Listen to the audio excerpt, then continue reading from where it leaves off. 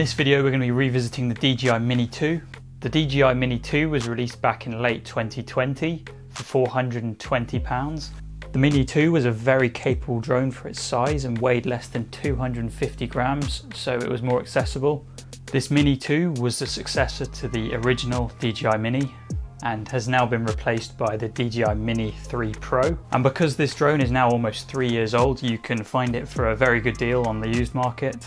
So I've owned this drone for almost 2 years, so we're gonna have a chat about my experiences with this drone and how it's held up over the last 2 years. And would I still recommend you buying this drone in 2023? So if you do enjoy this video, be sure to hit that subscribe button. We've just hit 500 subscribers on the road to 1,000 subscribers, and that would be amazing if we can hit that target. So anyway, let's get on with the video. So I'm gonna start off by covering my story with this drone. So I actually picked this drone up almost 2 years ago on the used market. I think I paid about £350 for this drone on eBay.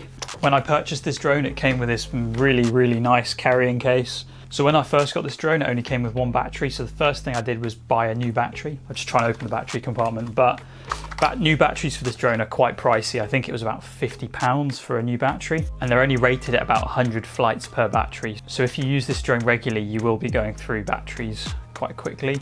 Other accessories that I ended up purchasing for this drone were an ND filter. So I got this ND filter for about £20 on the internet. I believe this is ND16, I think. Another accessory that I got was this little adapter that slots onto the controller, and it makes it a little bit higher, so you can slot something like this iPad mini on top of the controller. So before we cover my experience with the drone, I'm just going to run through some of the specifications of this drone. So one of the main reasons you'd pick this drone is because it's less than 250 grams. So it means you don't need a drone flying license in the UK. So on a full charge, this drone is supposed to have about 30 minutes of flight time, but obviously this can vary depending on how fast you're flying or wind speed. It's capable of shooting 12 megapixel photos as well as RAW photos, and it's able to shoot 4K 30 frames per second video files. The lens on this camera is fairly wide. It's equivalent to about a 24mm lens, so it's fairly similar to the main camera on an iPhone. And one of the biggest upgrades from the original Mini was the remote control. So it has a redesigned remote from the original, and instead of using Wi-Fi to connect to the drone, it uses a radio antenna. So this has dramatically increased the range of this drone compared to the original Mini. So the specifications state that if you're kind of in direct line of sight of the drone, you can fly it up to 10 kilometers away. From my testing, I've probably flown it 2 or 3 kilometers away. So I'm just gonna have a quick chat about how the drone has held up over the last 2 years, because if you've never actually held one of these drones, they're very light and feel very plasticky, which is something that's necessary so that it's lightweight, so it's less than that 250 grams.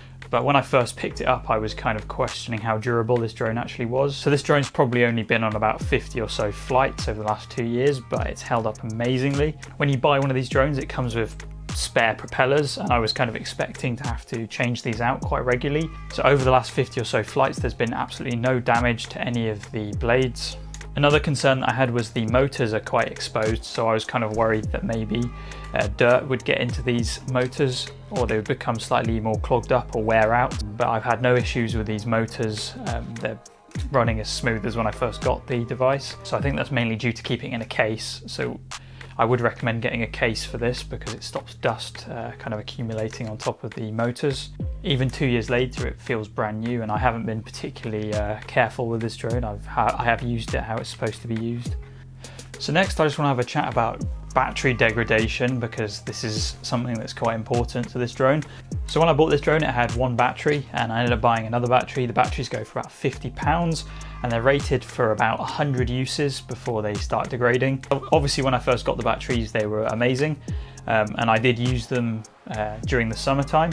And then over the winter, there was probably about 5 or 6 month period where I just didn't use the drone. And I have noticed the batteries have degraded. So instead of the rated 30 minutes of flight time, I probably only get about 15 to 20 minutes. So next, I just want to have a chat about my experience using the drone. As someone who previously has never owned a drone before, this was my first ever drone. So my experience with this drone has been very positive.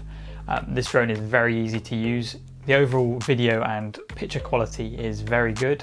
I would compare the photo quality to that of maybe an iPhone from a couple of years ago.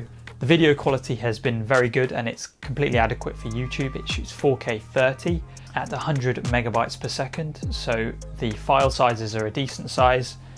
So I just want to show you how easy this drone is to fly.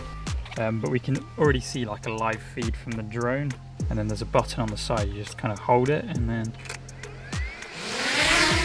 it should just take off like that, and it's very stable, and then you can switch the speed of it. So I'm going to put it on normal, and there is a bit of wind, but it stays pretty still. You should just be able to fly it around.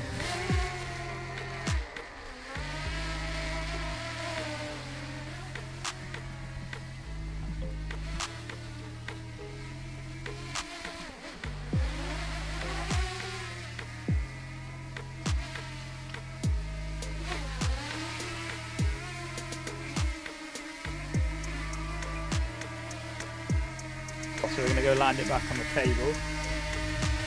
It's just a case of controlling the drone so it's basically over the table and then lowering it. So making sure it's over the table, and then you just hold down on the stick and it should just land itself. So it's very, very easy. The app's very good. It gives you a little map of where the drone's been. So if you I haven't got internet at the moment, but it will map out where your drone's flown. And when you've got internet and you're near like an airport or somewhere with flight restrictions, it will tell you where you can and can't fly the drone. Would I recommend this drone? Absolutely, yes. It's an amazing drone. It still is an amazing drone. The only reason I wouldn't recommend this drone is if you really need to shoot vertical format videos for TikTok or YouTube Shorts, then the Mini 3 Pro would probably be better suited for you. That drone is more expensive than this drone, but it does allow the gimbal to go kind of vertical. On the other hand, there is the Mini SE, which is kind of a redesigned version of the original Mini. That only shoots 2.7K videos, but beware that still uses Wi-Fi connection with the drone, so you won't be able to fly it quite as far as this drone. So that's been my experience with the DJI Mini 2. It's been mainly positive. And I still would recommend that drone in 2023. If you've got any questions, be sure to leave them in the comments section. If you did enjoy, be sure to hit that subscribe button. We're on the road to 1,000 subscribers, and I will see everyone in my next video.